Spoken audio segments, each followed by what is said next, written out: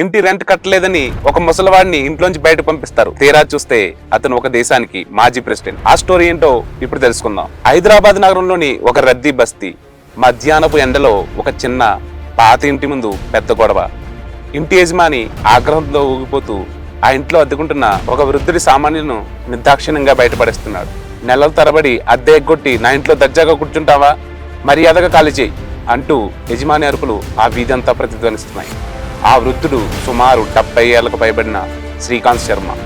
చిరిగిన బట్టలతో నీరసించిన శరీరంతో తన కొద్దిపాటి సామాన్లు, కొన్ని పాత పుస్తకాలు, ఒక బట్టల మూట, విరిగిన చేతికర్ర రోడ్డు మీద చల్లా చెదురుగా పడ్డాన్ని నిస్సహాయంగా చూస్తున్నాడు. అతని కళ్ళల్లో అంతులేని ఆవేదన, కానీ ఆ ముఖంలో ఏదో చెప్పలేని గంభీరత, ఆత్మగౌరవం ఇంకా మినుకుమంటున్నాయి. చుట్టూ చేరిన జనం గుసగుసలాడుతున్నారే తప్ప ఎవరూ జోక్యం చేసుకునే సాహసం చేయట్లేదు. కొద్దిసేపటికే ఇంటి యజమాని శ్రీకాంత్ శర్మను చెయ్యి పట్టి బయటకు లాగి తలుపు గట్టిగా వేసుకున్నాడు. దిక్కుతోచని స్థితిలో తన మూటలతో పాటు శ్రీకాంత్ శర్మ ఆ వీధిలో అరుగుపైనే కోల్పడిపోయాడు. ఆ రోజంతా ఎక్కడికి వెళ్లాలో, ఎవరిని ఆశ్రయించాలో తెలియక శ్రీకాంత్ శర్మ ఆ వీధిలోనే గడిపాడు. రాత్రి చలికి వణుకుతూ ఆకలితో కడుపు మాడుతున్న ఎవరిని చేయి చాచి అడగలేకపోయాడు. తన గతాన్ని, ఒకప్పుడు తను అనుభవించిన వైభవాన్ని తలుసుకుంటూ కన్నీళ్లు పెట్టుకున్నాడు. మరుసటి రోజు ఉదయం ఆ ప్రాంతంలో పనిచేస్తున్న ఒక యువ ఉత్సాహవంతుడైన జర్నలిస్ట్ విక్రమ్ అనుకోకుండా ఆ వీధిలోకి వచ్చాడు.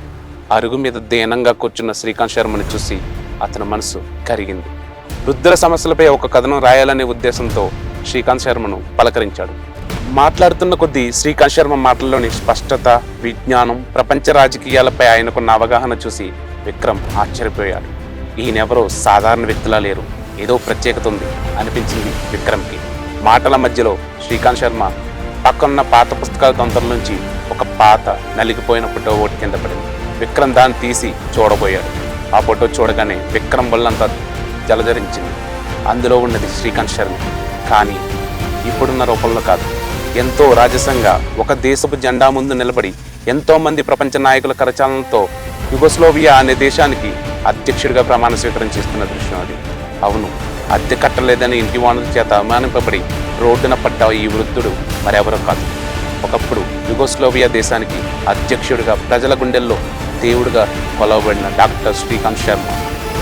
వివరాల్లోకి వెళ్తే ఒక ఆదర్శ నేత పతనం. విక్రమ్ మరింత ఆరతీయగా విస్తుపోయే నిజాలు వెలుగులోకి వచ్చాయి. డాక్టర్ శ్రీకాంత్ శర్మ యుగోస్లోవియా దేశానికి 2 పర్యాయాలు అధ్యక్షుడిగా పనిచేశారు. తన పదవీ కాలంలో అవినీతికి తావు లేకుండా ప్రజా సంక్షేమానికి పెద్దపీట వేశారు. ఆయన తీసుకున్న కొన్ని కఠినమైన, నిజాయితీపరమైన నిర్ణయాల వల్ల దేశంలోని కొందరు శక్తివంతమైన, అవినీతిపరులైన రాజకీయ నాయకులకు, వ్యాపారవేత్తలకు శత్రువుగా మారారు. పదవి విరమణ తర్వాత ఆయన ఎలాంటి ప్రభుత్వ లాంఛనాలను, సౌకర్యాలను ఆశించలేదు. దేశ ఖజానాకు భారం కాకూడదనే ఉద్దేశంతో తనకు కేటాయించిన విలాసవంతమైన బంగళాను, భద్రతను కూడా సున్నితంగా తిరస్కరించారు. తనకున్న కొద్దిపాటి పొదుపు సొమ్ముతో ఎవరికీ భారం కాకుండా ప్రశాంతంగా శేష జీవితం గడపాలని తన పూర్వీకుల దేశమైన భారతదేశంలోని హైదరాబాద్కి వచ్చి ఒక సాధారణ పౌరుడిగా ఈ చిన్న ఇంట్లో అద్దెకుంటున్నారు. ఆయనకు దగ్గరి బంధువులు ఎవరూ లేరు. మొన్న కొద్దిమంది దూర బంధువులు కూడా తన ఆత్మగౌరవం ఆశ్రయించనివ్వలేదు. కాలక్రమేణా ఆయన ఆరోగ్యం క్షీణించి వైద్య ఖర్చులు పెరిగాయి. చేతిలో ఉన్న డబ్బు కరిగిపోయింది. అయినా తన గతం గురించి, తన హోదా గురించి ఎవ్వరికీ చెప్పలేదు. ఒక దేశ మాజీ అధ్యక్షుడు ఇలాంటి దీన స్థితిలో ఉన్నాడని తెలిస్తే తన దేశం యుగోస్లోవియా పరువు పోతుందని, తను నమ్మిన ఆదర్శాలకి అవమానమని మౌనంగా ఆ కష్టాలను భరించారు. ఇదిలా ఉండగా విక్రమ్ రాసిన కథనం శ్రీకాంత్ శర్మ పాత ఫోటోలతో సహా ప్రముఖ దినపత్రికలో, ఆ తర్వాత అన్ని టీవీ ఛానల్లో ప్రసారమైంది. దేశవ్యాప్తంగా, అంతర్జాతీయంగా పెను సంచలనం సృష్టించింది. ఒక దేశ మాజీ అధ్యక్షుడు, ఒకప్పుడు ప్రపంచ వేదికలపై ప్రసంగించిన వ్యక్తి అద్దె కట్టలేక రోడ్డున పడ్డాడన్న వార్త అందరినీ దిగ్భ్రాంతికి గురి చేసింది. సోషల్ మీడియాలో పెద్ద ఎత్తున చర్చనీయాంశమైంది. భారత ప్రభుత్వం, యుగోస్లోవియా ప్రస్తుత ప్రభుత్వం కూడా తక్షణమే స్పందించాయి. ఆ ఇంటి యజమాని తను గింటేసింది ఒక మాజీ రాష్ట్రపతిని తెలిసి భయంతో వణికిపోయాడు. పశ్చాత్తాపంతో కుమిలిపోయాడు. వెంటనే ప్రభుత్వ అధికారులు శ్రీకాంత్ శర్మ వద్దకు చేరుకుని ఆయనకు క్షమాపణలు చెప్పి తక్షణ సహాయ చర్యలు చేపట్టారు. ఆయనను ఒక ప్రభుత్వ అతిథి గృహానికి అత్యంత గౌరవంగా తరలించారు. అత్యున్నత స్థాయి వైద్య పరీక్షలు నిర్వహించి అవసరమైన చికిత్స అందించారు.